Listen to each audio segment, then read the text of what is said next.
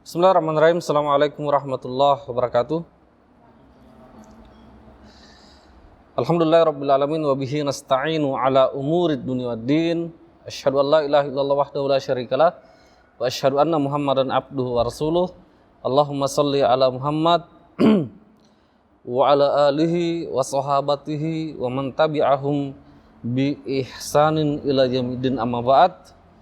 Alhamdulillah, kita senantiasa bersyukur kepada Allah Subhanahu wa taala.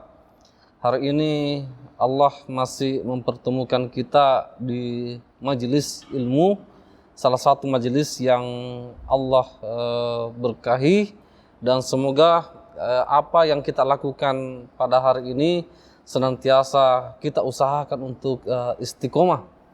Kita usahakan istiqomah karena bagaimanapun adinda sekalian, salah satu isyarat Rasulullah Sallallahu Alaihi Wasallam kaitannya dengan kebaikan seorang hamba itu ketika mereka masih diberikan kesempatan untuk memperdalami ilmu agama, memperdalam ilmu agama.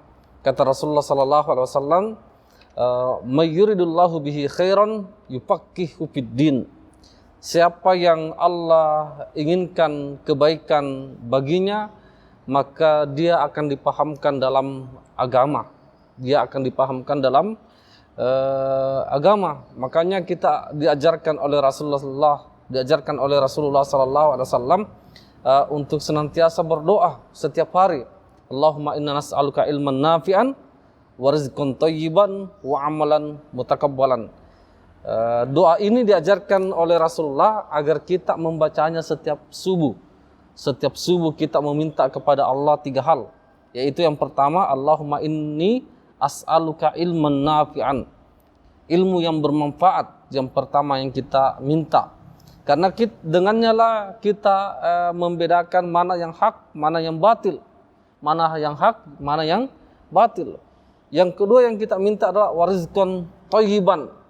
Rezeki yang baik, rezeki yang baik, wa amalan mutakabbalan, dan yang ketiga adalah amalan yang diterima. Nah, olehnya itu kita senantiasa bersyukur, walaupun mungkin kita di antara adinda Imawan dan Imawati capek, ada kesibukan masing-masing, tapi itu tidak mengapa. Itu tidak mengapa, karena itulah salah satu bentuk jihad kita. Salah satu bentuk jihad kita. Kalau misalkan di zamannya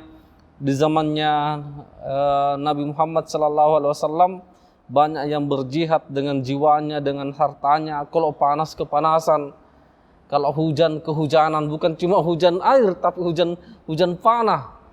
Hujan panah. Kalau kita sekarang ini kalau hujan, ya alhamdulillah masih hujan air tau. Kalau panas, ya di zamannya Rasulullah lebih panas daripada kita. Padang pasir, berjalan dari Mekah ke Madinah selama berhari-hari, itu Rasulullah SAW lewati. Karena itu bentuk jihad kepada Allah Subhanahu Wa Taala. Nah, adinda sekalian, salah satu tema yang menarik untuk kita bahas kajiannya dalam masalah fikih muamalah. Fikih muamalah kaitannya dengan masalah ekonomi. Sebelum kita lanjut kepada yang ekonomi yang lebih luas, adalah berkaitan dengan masalah riba. Berkaitan dengan masalah riba. Secara hukum fikih yang ada di dalam himpunan putusan tarjih Muhammadiyah itu sudah diputuskan. Itu sudah diputuskan bahwa yang namanya riba itu haram. Yang namanya riba itu haram. Tetapi mati. Tidak mati janunya, rekamannya. Tidak mati, biar mencahaya mati. Lobet kayaknya. Tetapi kaitannya dengan pemahaman kita itu juga harus mesti diperdalam. Seorang penuntut ilmu tidak hanya sekedar mengetahui kesimpulan. Tidak hanya sekedar mengetahui kesimpulan. Maksudnya kesimpulan, ya hanya sekedar paham bahwa oh itu haram, ini halal, ini mubah, ini makruh. tanpa memahami kenapa bisa diharamkan, kenapa bisa dihalalkan, kenapa bisa hukumnya makruh, kenapa bisa hukumnya mubah, seperti itu. Apalagi kan kita di IMM, begitupun Muhammadiyah secara khusus, kita selalu mengangkat jargon ar-ruju' ilal Quran, ruju' ilal Quran was sunnah, kembali kepada Al-Quran dan sunnah. Nah, bagaimana kita misalkan memahami esensi daripada riba itu sendiri, kalau bukan dari Al-Quran dan hadis-hadis Rasulullah sallallahu alaihi wasallam. Olehnya itu, adinda sekalian, olehnya itu pada kesempatan ini, karena ke depan ini kita usahakan membahas tentang riba tidak hanya satu kali. Karena riba tidak hanya berkaitan dengan pinjam meminjam, tidak hanya berkaitan dengan masalah pinjam meminjam. Walaupun umumnya orang tahu riba itu biasanya pinjam meminjam, tapi ternyata riba juga ada di masalah jual beli. Ada juga riba yang berkaitan dengan jual beli. Nah, untuk mengantar itu kita terlebih dahulu melihat sebuah judul. Kalau ini saya ambil di dalam kitab Rawaiul Bayan. Ada nama kitab namanya Rawaiul Bayan, Tafsir Ayatul Ahkam minal Quran yang dikarang oleh Muhammad Ali As-Sabuni. Muhammad Ali As-Sabuni, salah satu ulama yang mengarang kitab tafsir yang khusus membahas masalah hukum-hukum. Salah satunya adalah masalah riba. Dan di dalamnya itu terdapat judul yang menarik. Apa judulnya? Al-adwarul lati marra biha tahrimur riba. Kami terjemahkan dalam bahasa Indonesia yaitu tahapan pengharaman riba. Tahapan pengharaman riba. Jadi seakan-akan ingin menunjukkan bahwa riba itu tidak langsung haram. Riba tidak langsung haram. Apalagi kalau kita membahas Sirah Nabawiyah, itu kan ada dua fase. Ada fase Mekah, ada fase Madinah. Di fase Mekah itu lebih khusus berkaitan ayat-ayat masalah keimanan. Ayat-ayat masalah keimanan. Nanti di Madinah itu baru turun ayat-ayat yang berkaitan dengan masalah muamalah. Masalah muamalah. Dalam bahasa Islam disebut dengan tadarruj, bertahap. Begitupun dengan begitupun dengan ayat-ayat riba, sampai dihukumilah riba bahwa yang namanya itu riba adalah haram. Nah, sebagai pengantar di dalam kitab Rawaiul Bayan, untuk lebih memahami konsep riba dalam Al-Quran, perlu untuk memahami tahapan pengharaman riba sehingga dapat diketahui rahasia pensyariatan dalam agama Islam dan mengetahui cara mengobati penyakit-penyakit sosial. Karena sebagaimana yang diketahui bahwa pensyariatan hukum Islam berjalan dan memiliki tahapan dalam penentuan hukum. Makanya dalam penerapannya pun juga nanti, kalau misalkan ada orang yang sudah tahu hukumnya riba itu adalah haram, dan sudah ditahu bahwa ini yang riba, ini yang haram, ini yang halal, maka ketika ada sesuatu yang riba, maka itu juga perlu tahapan. Kita tidak boleh menjudge orang. Menjudge orang, sudah tahu riba tapi masih laksanakan. Tapi ada namanya tahapan. Karena butuh penyesuaian, butuh keimanan, butuh keyakinan yang kuat untuk bisa bebas dari yang namanya riba. Dan itu perlu betul namanya bimbingan. Orang yang istiqomah insya Allah akan bisa meninggalkan riba. Tapi orang yang tidak istiqomah dalam bimbingan itu sulit meninggalkan riba, walaupun dia tahu bahwa itu riba nama haram seperti itu. Nah, ayat yang berkaitan dengan pengharaman riba yang terdapat dalam Al-Quran tidak diturunkan sekaligus, melainkan diturunkan dalam 4 tahap. seperti halnya dalam pengharaman khamar yang diturunkan dalam 4 tahap. Ayat tentang riba dalam Al-Quran itu ada 4. Ada 4. Begitupun ayat tentang khamar. Apa itu khamar? Bukan minuman keras. Kalau minuman keras itu aki, lebih keras. Air aki. Tapi air aki tidak disebut dengan khamar. Khamar itu adalah semua minuman yang memabukkan. Kullu muskirin haramun, kullu muskirin khamrun wa kullu khamrin haramun. Seperti hadisnya Rasulullah dalam riwayat Imam Bukhari dan Muslim. Semua minuman yang memabukkan adalah khamar. Semua minuman yang memabukkan adalah khamar. Dan semua khamar itu adalah haram. Haram, seperti itu. Nah, minum KRD. Tidak apa-apa gitu? Terus Rizal coba dibuka dulu.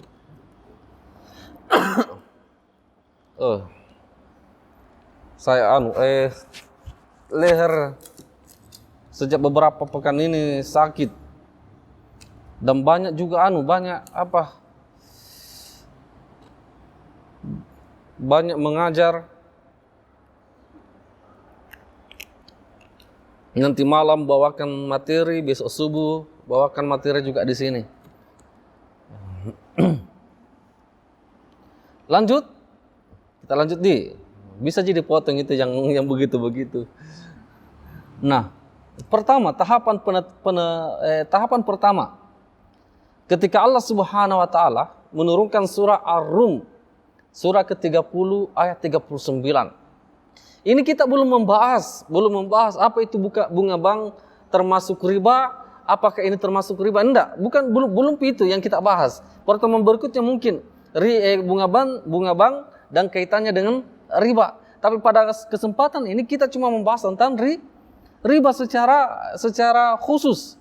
Riba secara khusus kita belum mengaitkan apakah bunga bank itu riba, apakah leasing itu riba, apakah jual beli di dealer motor itu riba, belum itu.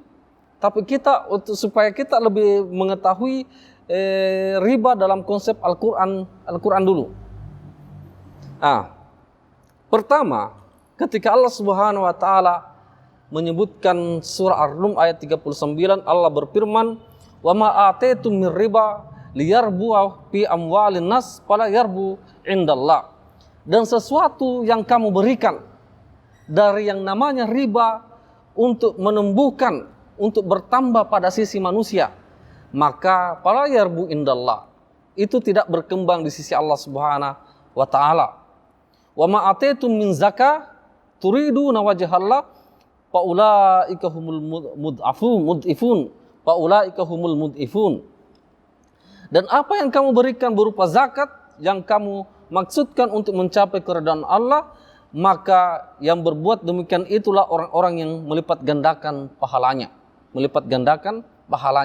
Ingat, ayat ini berkaitan dengan masalah riba karena di dalamnya disebut kata riba.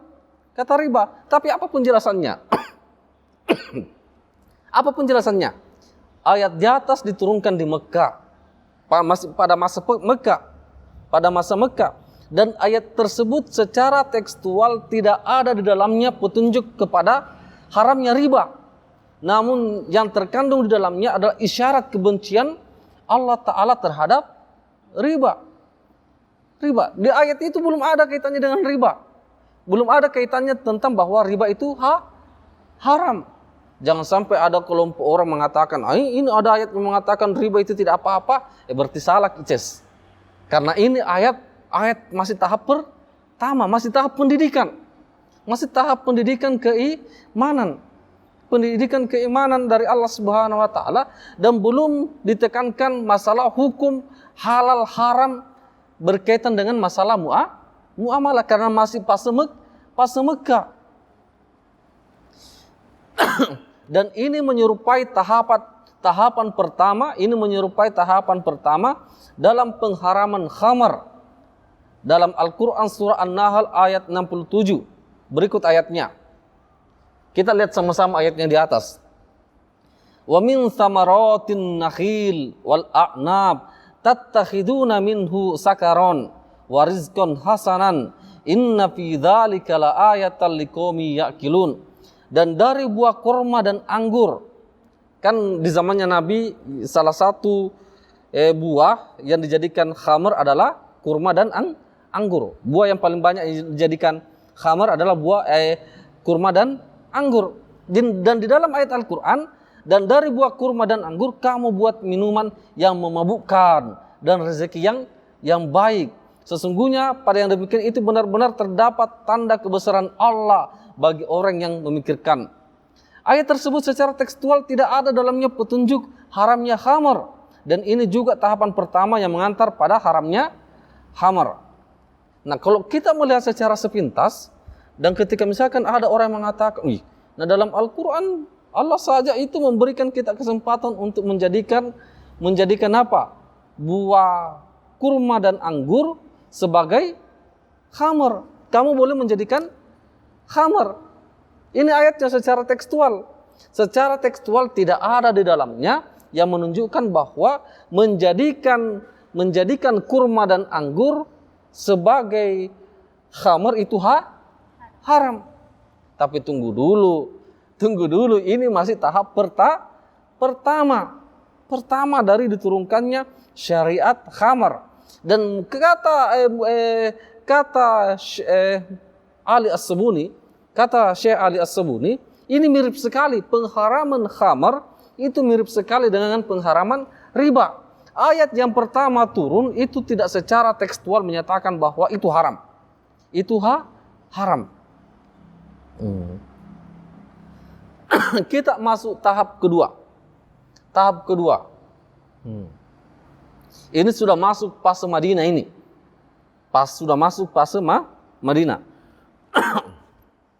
Al-Quran surah An-Nisa ayat 160 sampai 161.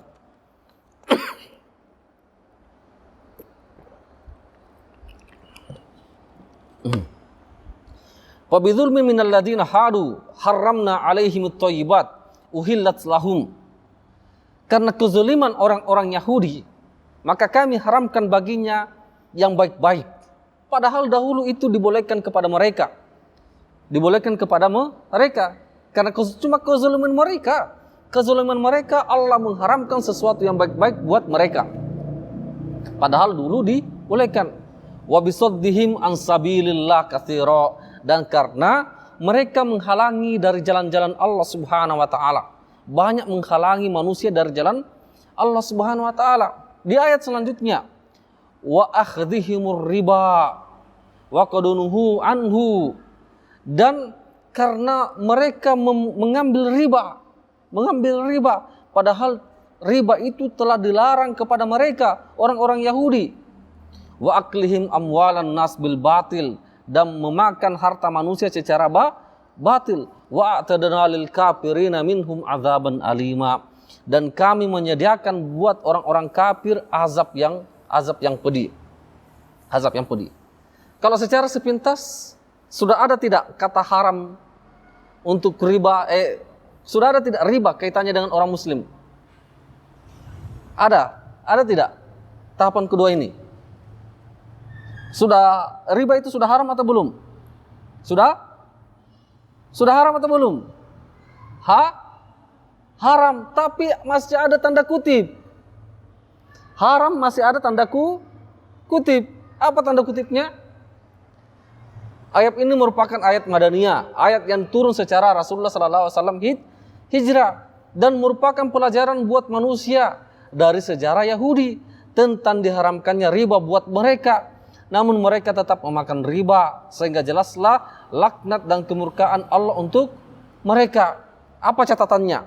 Namun ayat ini masih berupa pengharaman dalam bentuk talwih atau isyarat, belum secara tasri atau belum jelas. Karena hanya merupakan kisah perbuatan dosa orang-orang Yahudi dan bukan dalil qat'i bahwa riba itu haram untuk umat Islam. Dan ini serupa dengan tahap kedua pengharaman khamar dalam Al-Quran surah Al-Baqarah 219. Jadi secara sepintas ayat tadi di atas memang menunjukkan bahwa riba itu haram. Tetapi masih ditunjukkan kepada kisah orang Yahudi bahwa riba diharamkan untuk orang Yahudi. Belum ditunjukkan secara khusus kepada umat Islam, karena di situ belum ada kata-kata bahwa riba itu dilarang buat umat Islam, sehingga belum jelas, belum soreh, masih bentuk isyarat. Oh, jangan-jangan diharamkan juga untuk umat Islam, jangan-jangan karena masih isyarat. Begitupun dengan pengharaman khamr yang kedua. Ketika Allah Subhanahu wa taala menurunkan surah Al-Baqarah ayat 219. Yas'alunaka 'anil khamri wal maisir qul fihima itsmun kabirun wa manafi'u lin-nas wa itsmuhuma akbaru min naf'ihima. Mereka bertanya kepadamu ya Muhammad tentang hukum khamr dan berjudi. Hukum khamr dan berjudi. Maka katakan bahwa keduanya itu ada dosa besar, tetapi juga bermanfaat buat manusia. Ada dosa tapi bermanfaat buat manusia. Wa itsmuhuma akbaru min naf'ihima. Dosanya lebih besar daripada manfaatnya. Nah, ini juga menunjukkan apa? Ya, pengharamannya belum jelas. Karena Allah masih menyebutkan kata dosa, tetapi Allah juga menyebutkan kata manfaat. Kata manfaat. Ini masih isyarat. Ini masih mengantarkan kepada isyarat hukum khamar. Tahapan kedua.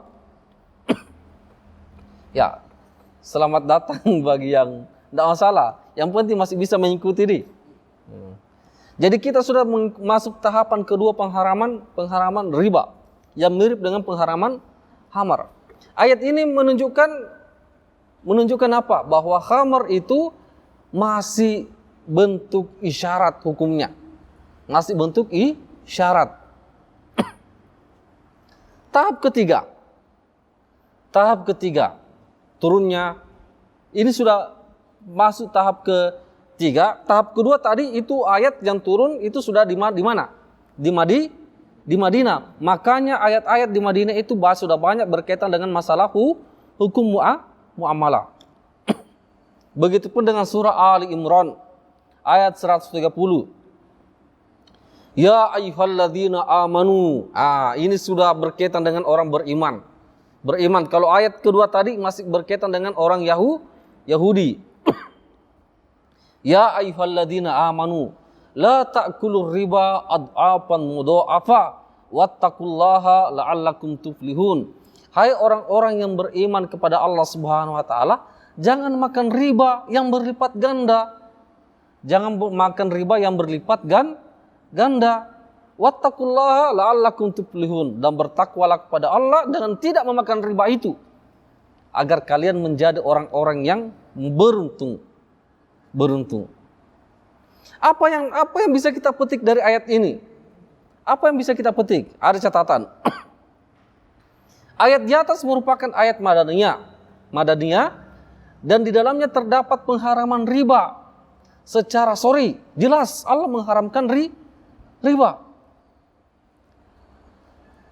Namun pengharamannya masih bersifat juz'i, sebagian-sebagian. Ada riba yang haram, ada riba yang tidak haram. Yang mana itu? Yang riba yang diharamkan di sini adalah riba fahis.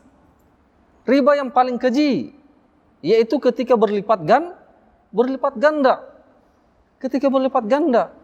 Berarti kalau misalkan riba yang tidak berlipat ganda, tidak apa-apa Ji. Tidak apa-apa Ji toh? Tidak apa-apa Ji. Ini masih tahap ketiga. Waktu ayat itu turun. Tidak apa-apa Ji, waktu ayat itu tuh turun. Mana yang dimaksud riba yang berlipat ganda? Dalam kaitannya dengan ayat ini. Misalkan Risaldi meminjam uang kepada saya 20 juta. Dalam waktu yang dijanjikan 1 tahun. Ketika jatuh 1 tahun, tidak nak bayar utangnya. Maka saya datang ke dia. Oke, tidak apa-apa belum dibayar, tapi berlipat ganda. Berlipat ganda ditambah 5 juta, jadi 25 juta. Saya kasih waktu 1 bulan. Dia bilang oke. Datang lagi berikutnya. Tidak ada uangnya, ditambah lagi bunganya. Itu yang diharamkan kaitannya dengan ayat ini. Riba yang berlipat ganda. Nah, berarti apa? Riba yang tidak berlipat ganda tidak haram kaitannya dengan ayat ini. Tidak haram dalam kaitannya ayat ini. Misalkan 20 juta ya bunganya 1%, 10%. Nah, itu tidak apa-apa kaitannya dengan ayat ini. Jangan dipotong belum titik. Hal ini serupa dengan tahap ketiga pengharaman khamar bersifat juz'i sebagian, bukan keseluruhan, yaitu pengharaman khamar hanya di waktu sholat. Pengharaman khamar hanya di waktu sholat. Ya ayyuhalladzina amanu la taqrabus sholata wa antum sukara hatta ta'lamu ma taqulun. Wahai orang-orang yang beriman, jangan kamu sholat sedangkan kamu dalam keadaan mabuk, sehingga kamu mengerti apa yang kamu ucapkan. Berarti di luar sholat boleh dong?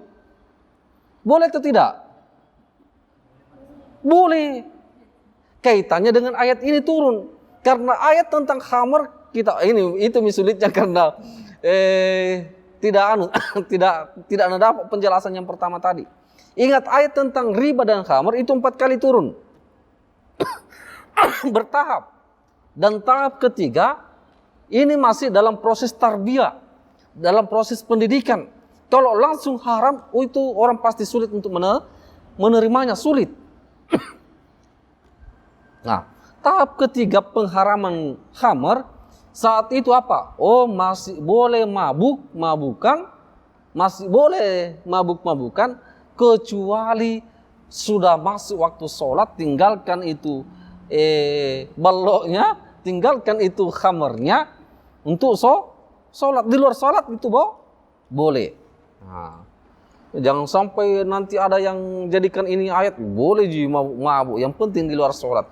Mana dalilnya? Itu surah An-Nisa 43. La taqrabus sholata wa antum sukara hatta ta'lamu ma taqulun. Jangan mendekati sholat sementara kalian dalam keadaan mabuk sampai kalian mengetahui apa yang kalian ucapkan, apa yang kalian katakan.